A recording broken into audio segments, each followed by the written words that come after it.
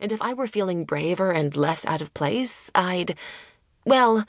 actually, I probably wouldn't go talk to them. Because, as my best friend Atsuko is fond of pointing out, it's always easier for me to live in this space where I haven't made something real yet.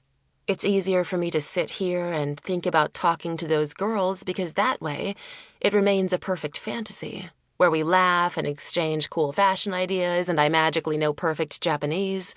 The minute I make it a reality by actually talking to them, I'll ruin it.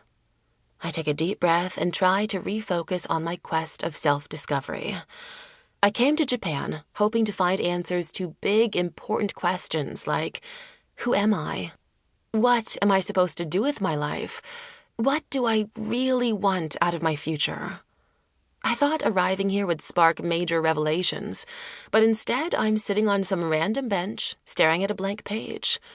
I press my pencil to paper, willing the revelations to come. They don't. Crap.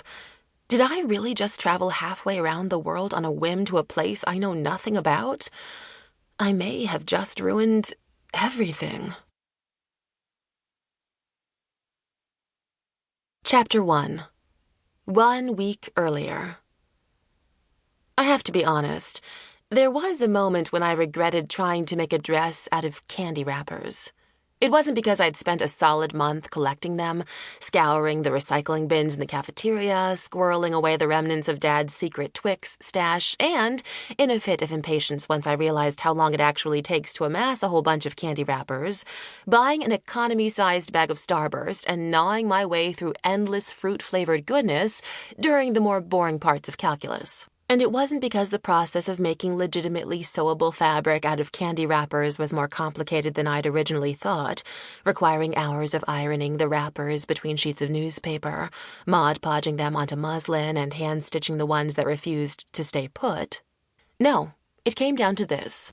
When I presented my best friend Bex with her custom candy wrapper dress, a rainbow delight that I'd fashioned in a simple skater cut with tiny ruffle flourishes at the sleeves and the bottom of the skirt, one of her eyebrows twitched upward, and the smallest of crinkles creased her brow. But no smile.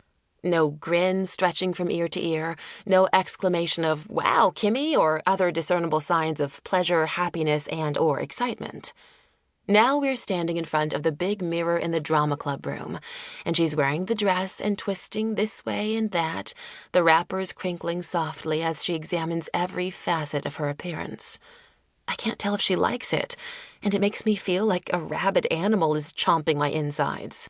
I thought the bright colors and quirky material choice were perfect for Bex's unicorn and sparkles-loving personality, that they would complement the flaming magentas she's dyed her hair, that this dress would give her the confidence of the superheroines who star in her beloved comic books, finally allowing her to ask out her crush, Shelby Purkis.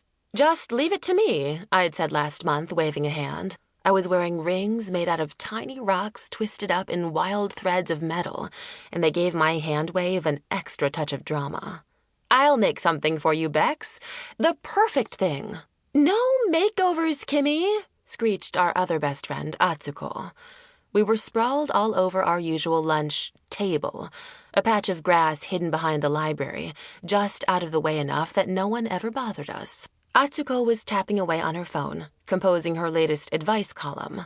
"I hate that movies never show the part after the makeover," she continued. "You know, when that new look that'll help land you a new honey and the new personality you've suddenly gained along with it becomes a pain in the butt to maintain and you go back to wearing sweats and flip-flops." "Bex doesn't wear sweats in the first place," I said, rolling my eyes and gesturing to Bex's cute dress. It had a Peter Pan collar and a whimsical mermaid print. We'd all been especially excited when we found it, because some of the mermaids actually look like us. There's a tall Atsuko mermaid with long black hair and broad shoulders and a smattering of freckles, a curvy Bex mermaid with dark brown skin and a dreamy look on her face, and a shrimpy, pipsqueak Kimi mermaid with messy bangs and intense dark eyes that look like they are always thinking just a little too hard about something.